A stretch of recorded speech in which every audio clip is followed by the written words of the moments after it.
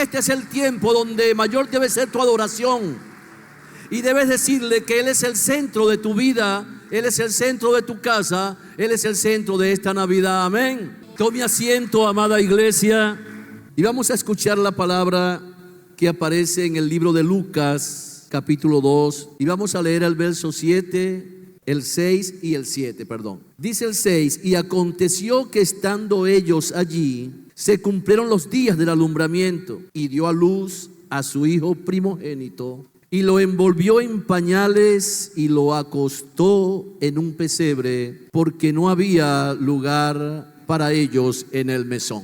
Padre, gracias por habernos regalado a tu Hijo, que ha sido la bendición más grande, Señor, que hemos podido recibir en nuestras vidas. Nos trajo la libertad, nos trajo la verdad y sobre todo la salvación y la vida eterna. Gracias, Padre, porque hemos aprendido, nos has enseñado tú que lo más importante en nuestras vidas eres tú, Señor. Gloria a Dios por aquellos que lo han entendido así, que lo hemos entendido así, Señor. Gracias, gracias, Señor. Amén.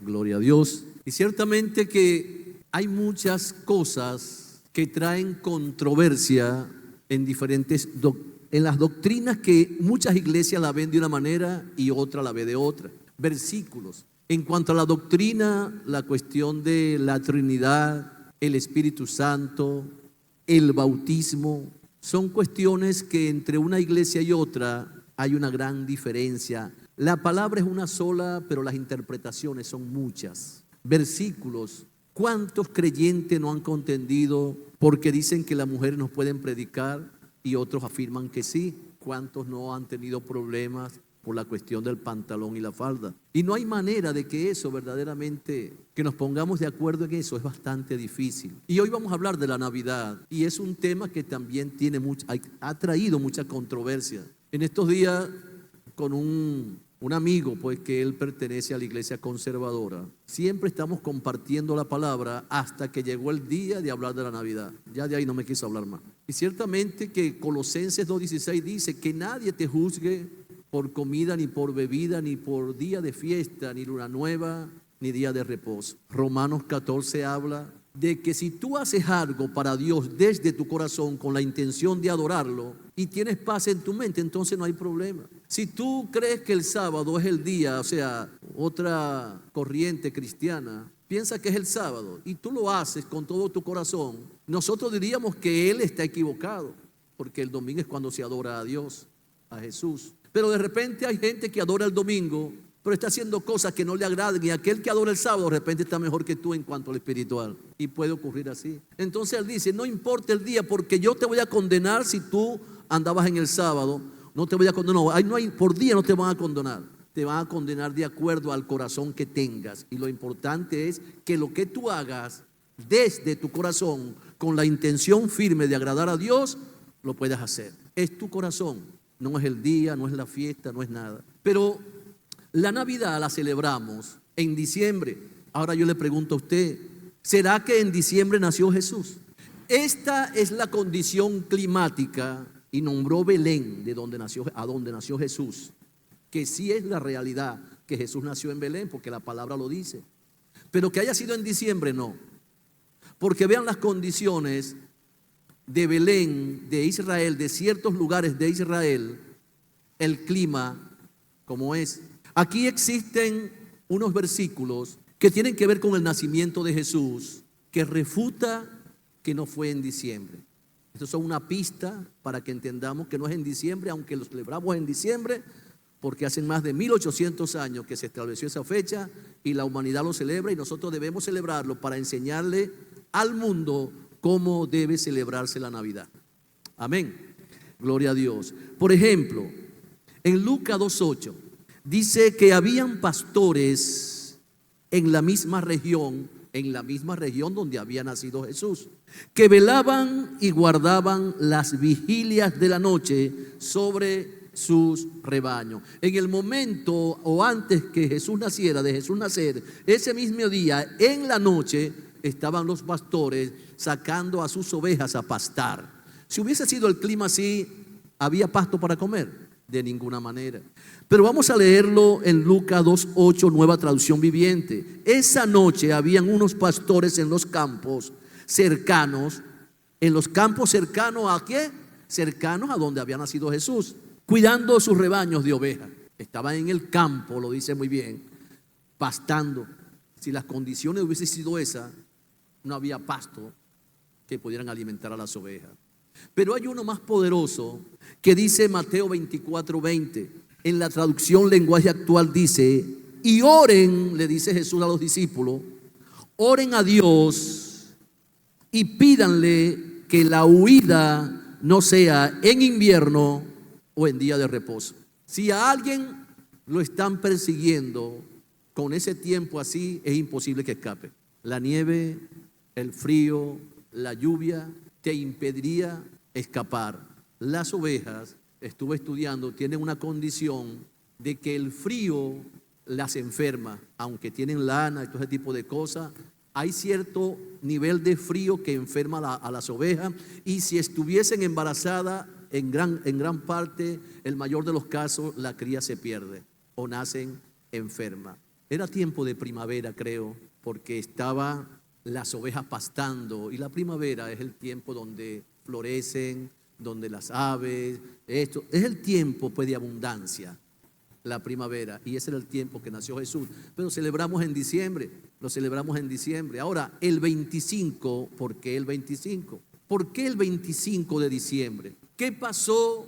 Porque como les repito, 1800 años hacen que se celebra la Navidad y el nacimiento de Jesús en esa fecha 25 de diciembre. ¿De dónde salió esa fecha? Gloria a Dios por aquellos que empezamos a investigar y nos damos cuenta pues que no es la fecha, porque no hay fecha registrada en la Biblia del nacimiento de Jesús. Sí podemos entender que no es el mes de diciembre por la condición climática en Israel para esa época del año, pero la fecha no la registra, y tal vez nos muramos, y si nos enteraremos en el cielo, que le preguntamos al mismo Jesús: ¿qué fecha naciste tú, ¿vale?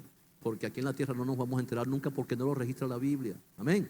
Ahora, el 25 de diciembre, ¿de dónde surge esta fecha? Ocurre que en el año 274, una breve historia, y lo voy a decir porque son varios los historiadores que dicen lo mismo.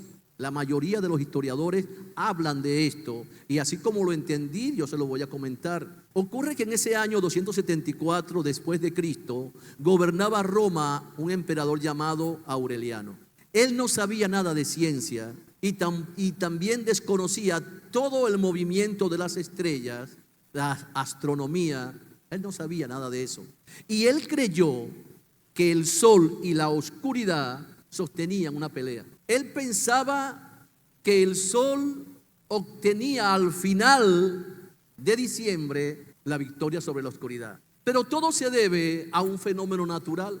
El sol, cuando alumbra sobre una línea circundante llamada ecuador, la cual divide la tierra en dos partes iguales o en dos grandes hemisferios, el hemisferio norte y el hemisferio sur. Cuando uno de estos hemisferios se inclina y tiene cierto grado de inclinación con respecto al eje de la tierra, el sol se acerca hacia ese hemisferio llevando una mayor cantidad de luz. Lo que ocurre con ese hemisferio que se inclina es lo contrario que pasa con el hemisferio que está al otro lado, porque hay un hemisferio sur y un hemisferio norte. El que está inclinado hacia el ecuador recibe mayor luz, pero el otro hemisferio no recibe luz, sino que está envuelta en la oscuridad. ¿Alguien está entendiendo? Entonces vea, existe el solsticio de verano que ocurre el 21 y 22 de junio, y el solsticio de invierno que ocurre el 21 y 22 de diciembre. Para esta fecha, justamente en el 21, el sol se encuentra muy alejado del ecuador, cosa que llena de oscuridad ese hemisferio. Es cuando el día se hace más corto y la noche se hace más larga. No sé si ustedes saben que hay lugares en la tierra que usted ve en su reloj que son las 10 de la mañana, por ejemplo, pero hay una gran oscuridad, ¿sí o no? Como también su reloj indica que es de noche, pero también hay sol todavía, ¿sí o no? Eso lo sabe mucha gente, y eso lo produce este fenómeno. Ahí vienen las estaciones. Cuando el sol está en el lugar más alejado, las penumbras, la oscuridad invade a ese hemisferio. El hemisferio norte, donde se encontraba allí Italia, Roma. Pero en ese momento empieza el sol a surgir.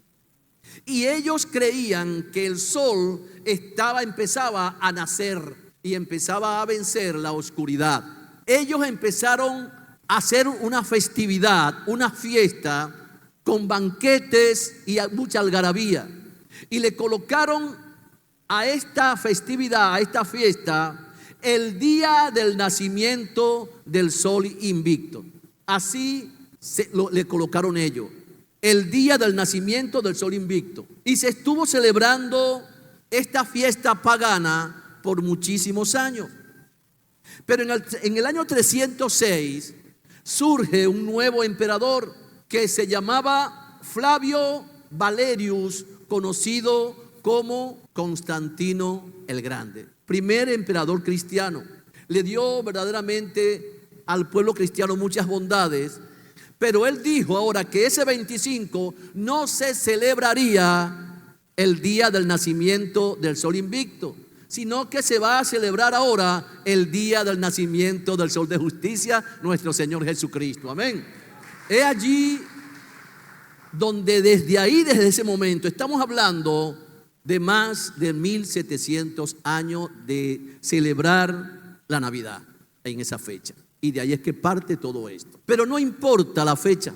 ¿Qué es lo que importa? Que Él haya nacido. Porque con su nacimiento nos trajo a nosotros, ¿qué? Diga conmigo, luz. Nos trajo paz. Nos trajo amor. Nos trajo la salvación y la vida eterna. ¿Merece el Señor un aplauso por eso? Claro que lo merece. Ahora yo pregunto, ¿es la Navidad bíblica? ¿Qué dice usted?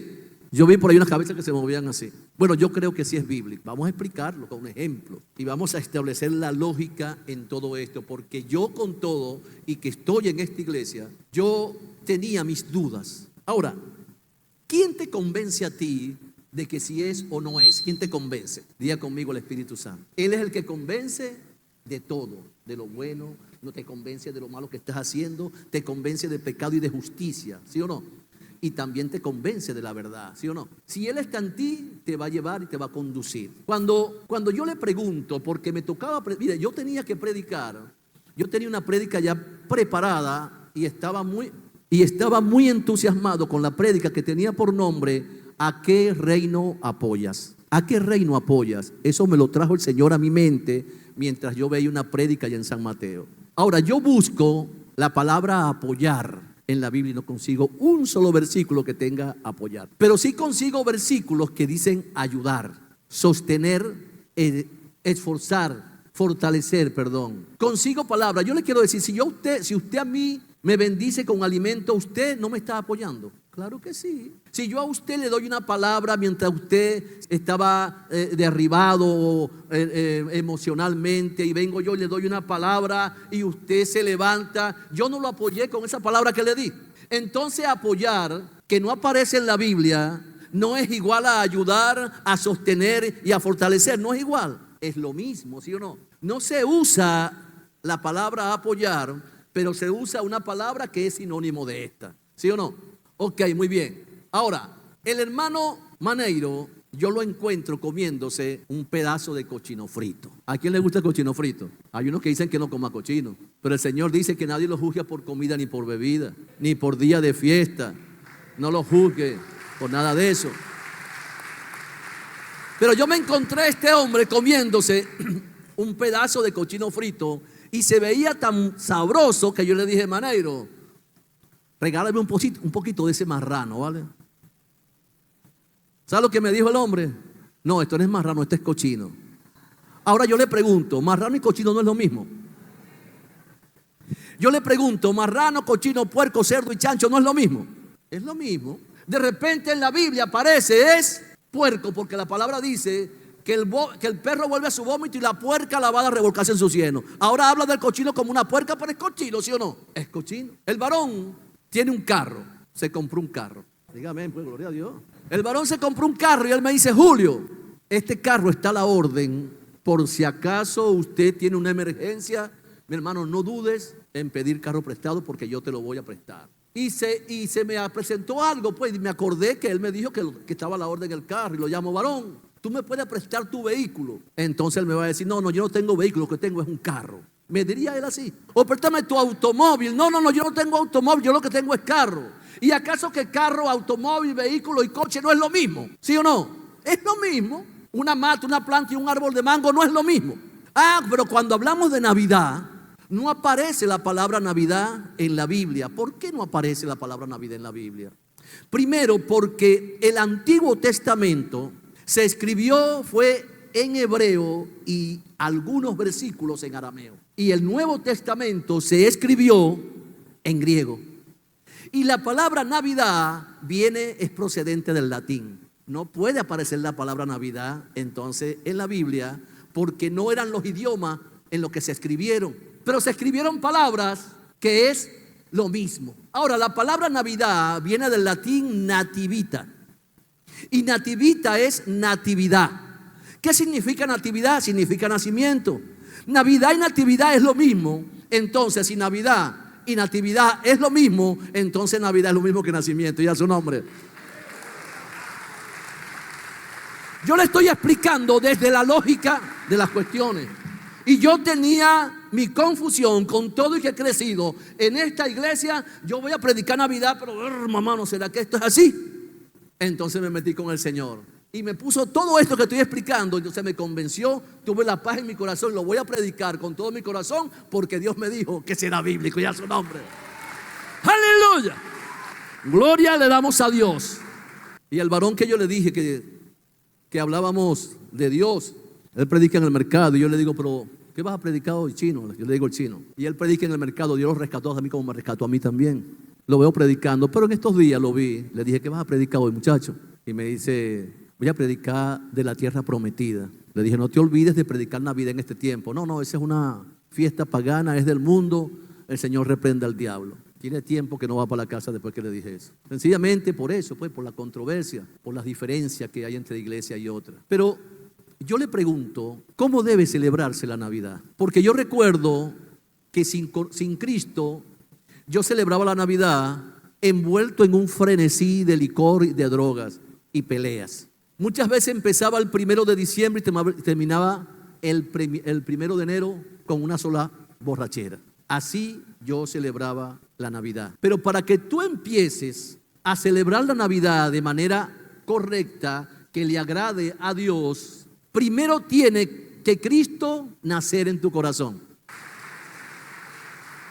Yo recuerdo que el 11 de abril del 2011 yo estaba en un retiro y ese día llevé drogas en mi bolsillo y llevé cigarrillos. No era diciembre, pero era abril. Pero en ese día nació Cristo a mi vida. Llegó a mi vida Cristo. Ya aborrezco licor, aborrezco droga, aborrezco, y todo lo que deseo hacer es lo que le agrade a Él, lo que le agrade al Señor. Porque inclusive si tú no bebes, si tú no fumas, si tú vienes a la iglesia en tiempos de Navidad y en otros tiempos también, pero si tú no perdonas, tú no estás celebrando la Navidad. Tú tendrás que ponerte a cuenta en estos tiempos y decirle: Señor, ayúdame, porque todo depende de mi corazón. No depende ni del sábado, ni del domingo, ni de arbolito, no depende. Tú no adoras árbol, tú estás adorando a aquel que la humanidad estableció como 25 de diciembre su nacimiento. Y aunque no lo es, lo sabemos muy bien, le adoramos. ¿Sí o no? Ahora bien, yo quiero hablar de Mateo 2. Escuche bien. Tiene como encabezamiento la visita de los magos. Ahora, eran magos. ¿Qué entiende usted por mago? ¿Qué cree usted lo que es un mago? Alguien que por aquí saca una palomita y por allá saca un conejo de un sombrero. No es este mago los que visitaron a Jesús. Estos magos eran hombres sabios, porque la palabra mago viene del griego magoi, que significa matemático, astrónomo, astrólogo, sabios y eruditos. Eran procedentes tal vez de Persia, de Babilonia o de Arabia Saudita. Estos hombres amaban la profecía inherente a Dios.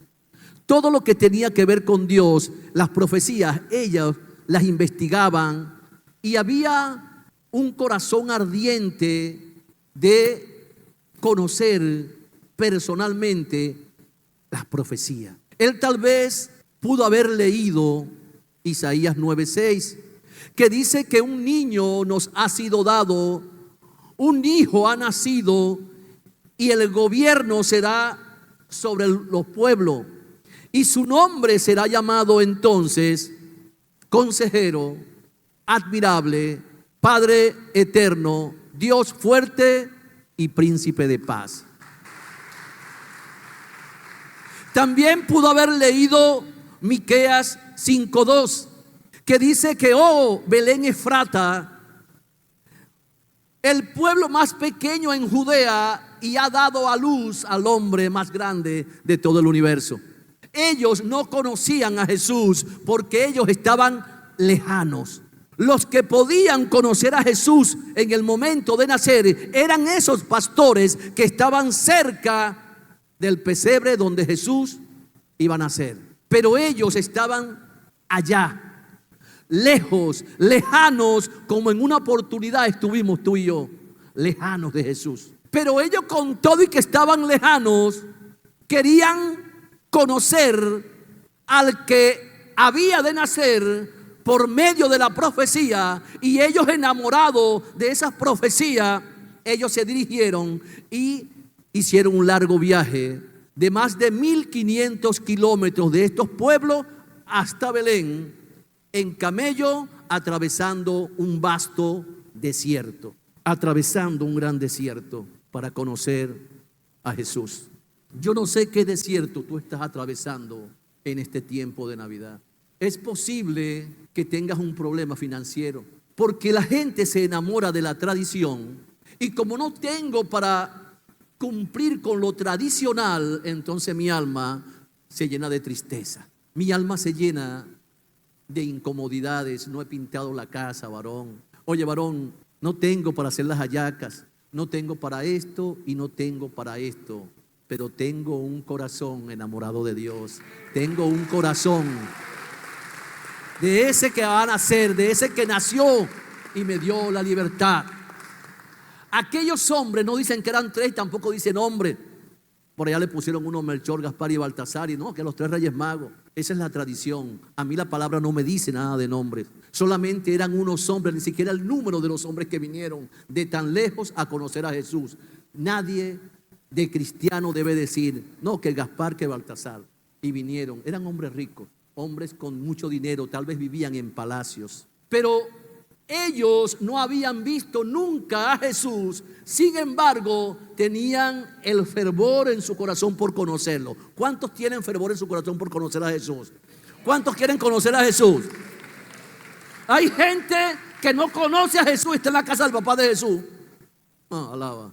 Hay gente que está en la casa del papá de Jesús, pero no conocen al Hijo. Gloria a Dios que de esos no vino ninguno, que todos están aquí son enamorados de Jesús, que todos van a celebrar la fiesta de Jesús. Ay, santo, lo van a celebrar como es digno y gloria del Señor. Amén. Sí, porque hay gente enamorada de la tradición y no se meten en la devoción. La devoción, mira, aquella gente cuando llegaron, vivieron aquel lugar, ellos nos criticaron el lugar del nacimiento del supuesto rey. Ellos simplemente se postraron. Se postraron y entregaron lo que ellos consideraban que eran verdaderamente propio de un rey: oro, mirra e incienso.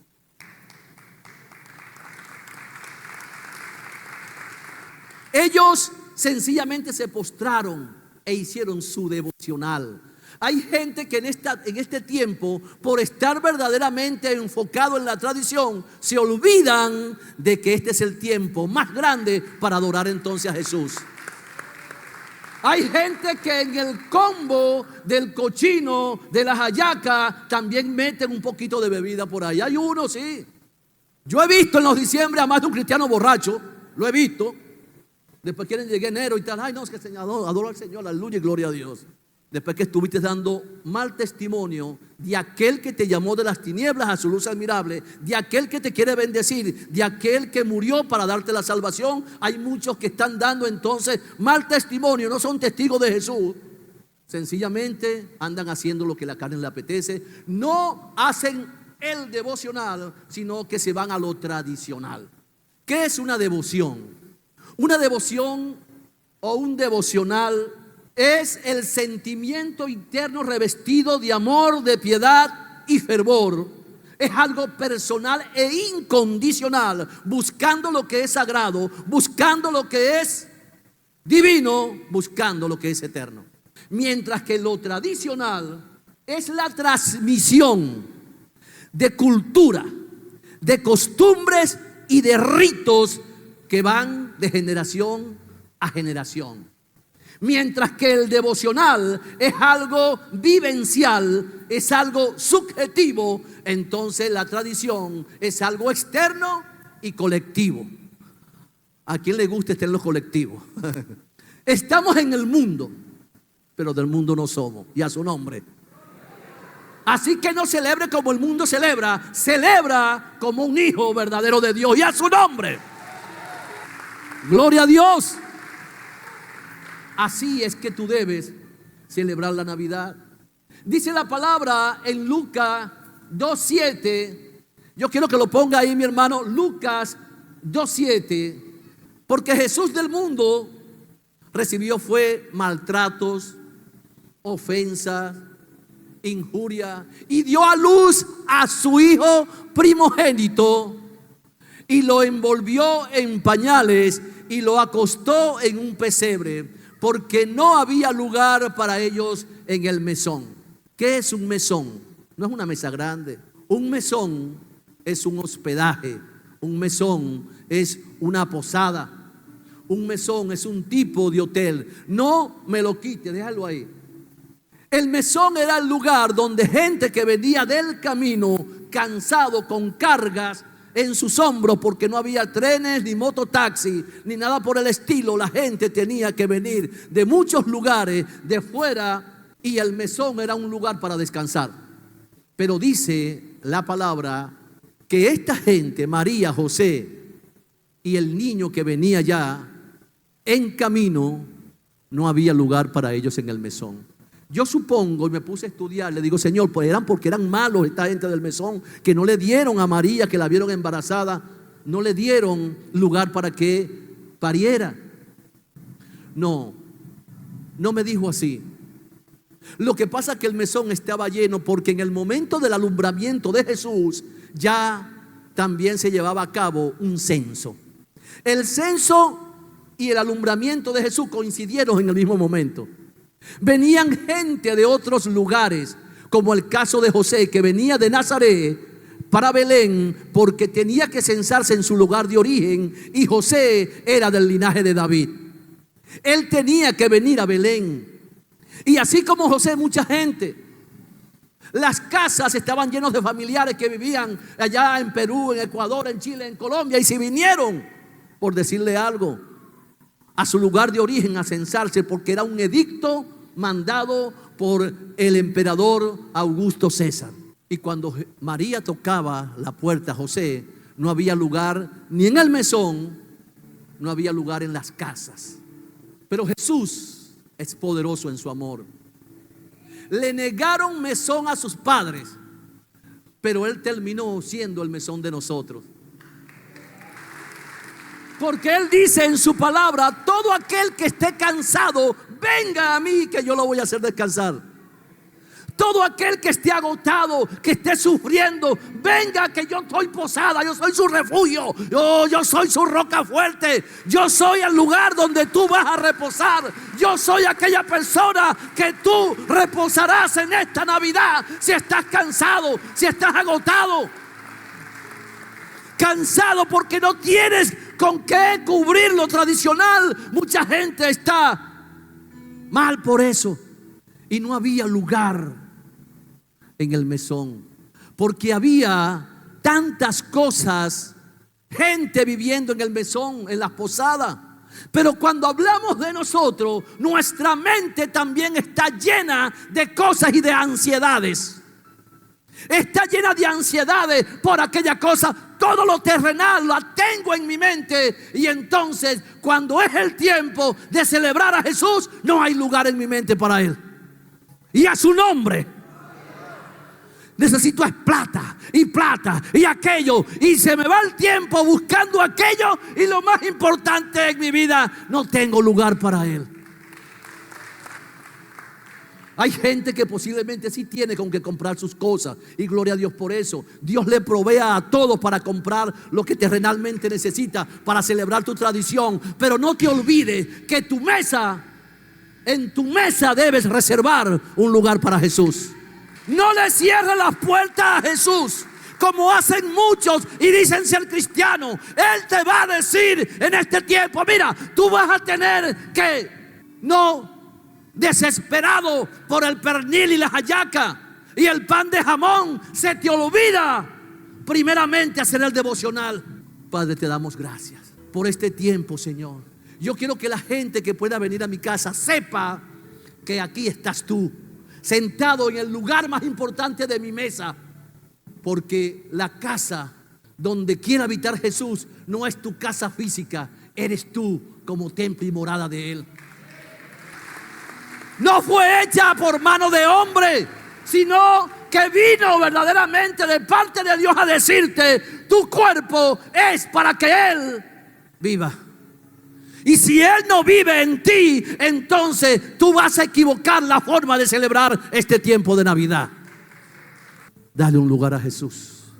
Él dice: yo estoy a la puerta y llamo. Y Él a mucha gente le está tocando la puerta de su corazón. No lo deje entrar solamente al porche. Déjalo que entre y haga un recorrido por toda tu casa, por todo tu ser. Porque Él, siendo la luz, iluminará cualquier lugar que a oscura estés. Cualquier lugar que a oscura esté, Él lo va a alumbrar. Y hay muchos lugares a oscura en nuestro corazón. Hay resentimiento y falta de perdón. Este es el tiempo para ponerse a cuenta con Dios y decirle: Señor, quiere que le diga algo, y no para alardear, pero lo digo como una manera para que aprendamos, porque Él me enseñó. Yo me estoy levantando a las 2:30 de la mañana con el fin de pasar 2 horas con Él. Porque si algo quiere Jesús que le regale, porque aquella gente vinieron del oriente, del Medio Oriente, y ofrecieron presentes: el oro, la mirra y el incienso. Este es el tiempo de que tú le regales a Él. ¿Qué tú le vas a regalar a Jesús? Yo te puedo decir que a Él le agradaría que tú le regalaras un alma de alguien que está perdido en tu familia. Pero para eso tendrás que pasar tiempo pagando un precio. Hay gente en tu familia que están enfocados con lo tradicional, pero tú estás enfocado en el devocional, y hay un desorden porque no le has entregado tu casa a Jesús y a su nombre. Hay gente por allá que adoran por allá, no sé, y hay tú que estás adorando allá y dices: Señor, pero es que se me hace difícil regalarle un alma al Señor. ¿Qué otra cosa le puedes regalar a Jesús? Aquella gente le regaló oro. ¿Tú sabes qué representa el oro? El oro en lo espiritual, tu vida. ¿Tú tirarías tu vida así? ¿O tú aprecias tu vida? El oro es algo que se aprecia, que tiene valor. Si tu vida tiene valor, es porque Dios te ha hecho entender que tienes una sola vida y que debes adorarle a aquel que te puede prolongar los días en esta tierra. Entonces entrégale tu vida como aquel le dio oro. Entrégale tu vida. ¿Sabe qué significa la mirra?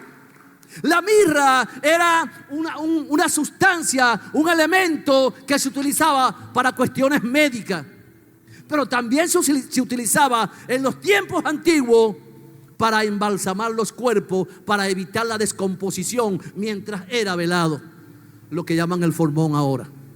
Pero si tú no estás embalsamado con el Espíritu Santo y la palabra de Dios, es porque entonces el pecado ha descompuesto tu vida espiritual. Llevas una vida llena de pecado, y el pecado de lejos se nota.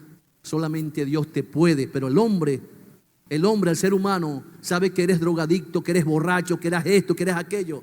Hay mucha gente que te rechaza, pero Dios no te va a rechazar.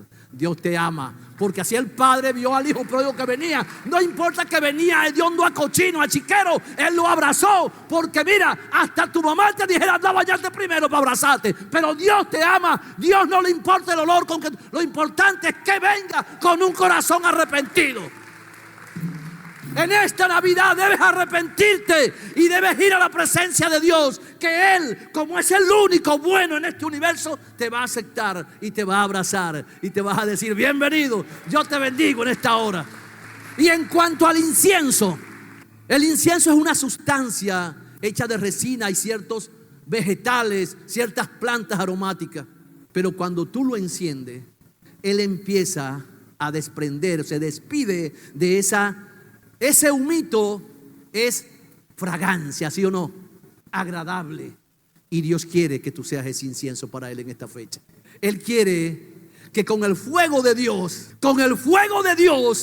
tú puedas encenderte y despedir un aroma grata, porque ofrenda grata seremos a Dios cuando en nuestro corazón esté su verdad y su justicia. Y a su nombre